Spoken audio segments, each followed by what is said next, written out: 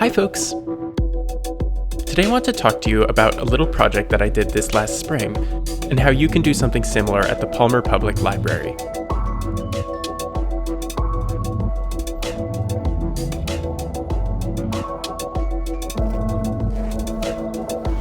I love sketching, so one Saturday I spent the morning drawing animals in my sketchbook, and before long I got an idea.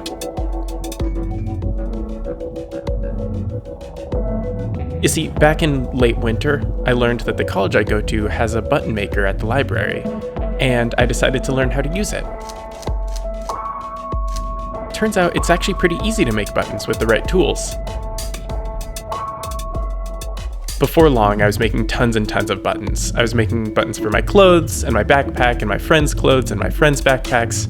So today, I'm going to turn some of the animals that I've been sketching into buttons. After drawing for a little while, I started to settle on a concept. I want to make two pins, one with a rabbit on it and one with a crow on it. Maybe the animals could be holding little berries. Or maybe they could be playing with each other. Or what if they're both sleeping, and when you put the two pins side by side, the two are leaning up against each other? That's cute. Let's go with that.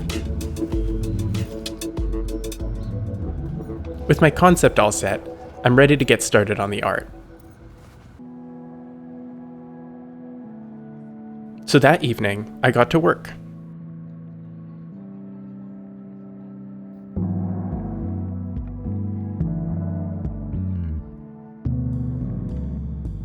I decided to use watercolors for these because I think it will give them a nice texture. Sort of an unusual look for a button, I think.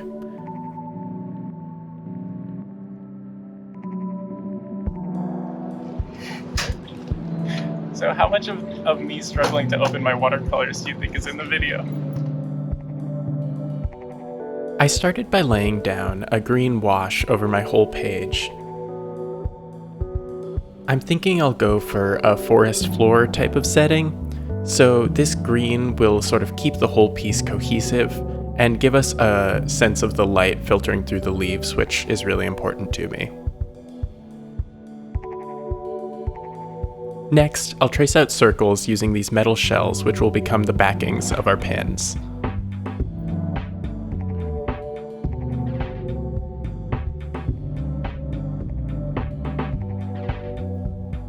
I do simple little sketches of my animals using pencil, and I'm paying special attention to make sure that they line up when you put them side by side.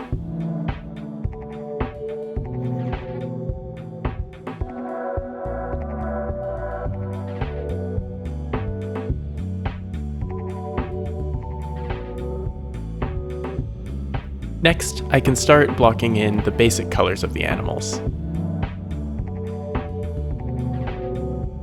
I'll add some little details, and from here on out, the name of the game is just building up layers of colors which add depth to our animals and their environment.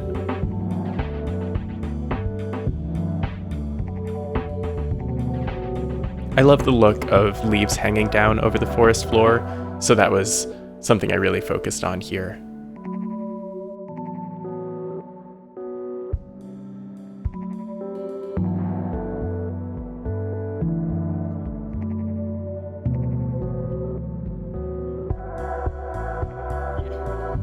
Painting can be sort of a long process, but it's just about taking your time with it and slowly building up your layers until you have something you're happy with. When I was painting this, my friend pointed out that this cloud looked sort of like a rabbit, and oh yeah, there's the friend in question, holding a flip-flop for some reason.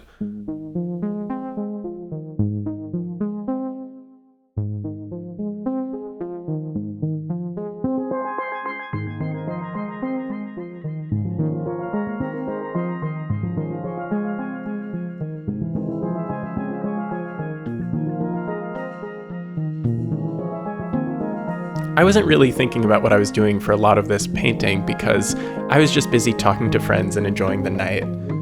But after a little while, I started to have something that I was really happy with.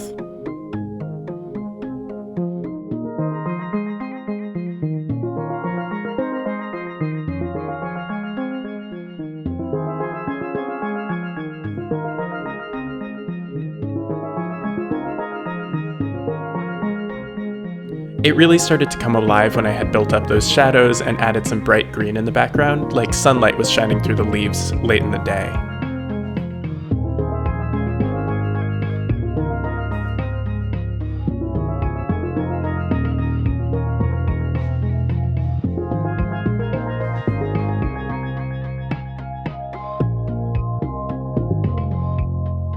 After a few more finishing touches, the art was ready to turn into buttons. I just had to cut them out.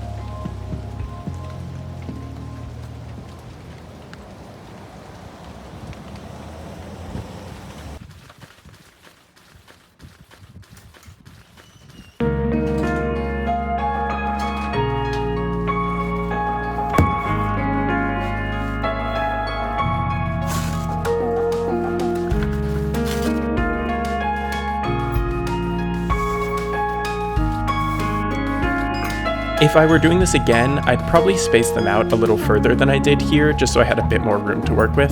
But as it is, I carefully drew a circle around the border of my buttons, making sure to keep it roughly the same size all the way around.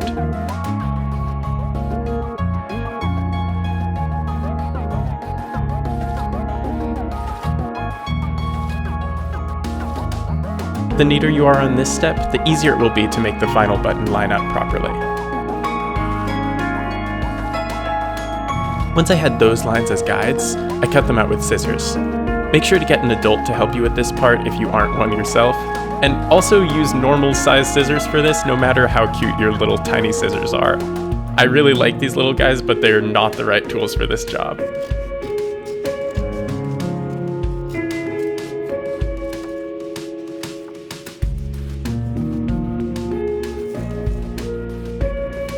Okay, with those cut out, we're all set. So it's time to go to the button maker.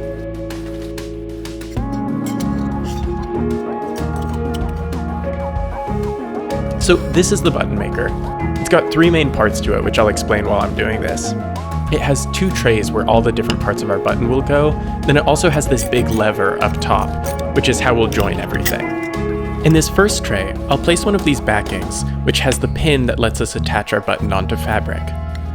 Now, in the second tray, I'll start by putting one of these metal shells down. This is the main part that gives the button its shape. Next, I'll gently lay our art on top of the shell. And then finally, I'll put one of these clear plastic coverings on top of that art. This holds our art in place, protecting it and giving it a nice glossy finish. Once everything is in place, I can spin this tray under the lever and pull it down hard.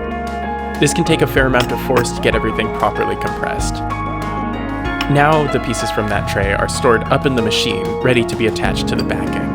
I'll spin the other tray under the lever and pull.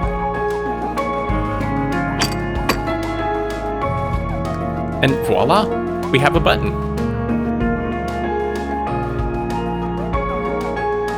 Now just repeat that process with the second. I'll speed through this one. So we're putting the backing in, and then we're putting down one of those shells, and then our art, and then that plastic covering. And then we're pulling, and then we're spinning it around, and we're pulling again, and then we have our second button.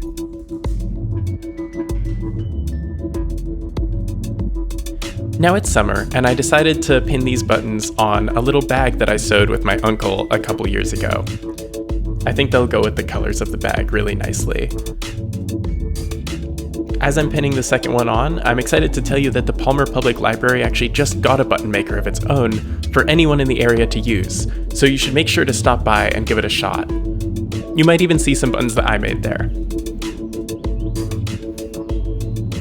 I hope you're inspired to try it, because I think button making is just a great way of expressing yourself and adding a little personal flair to an outfit or an accessory like this bag, or anything like that.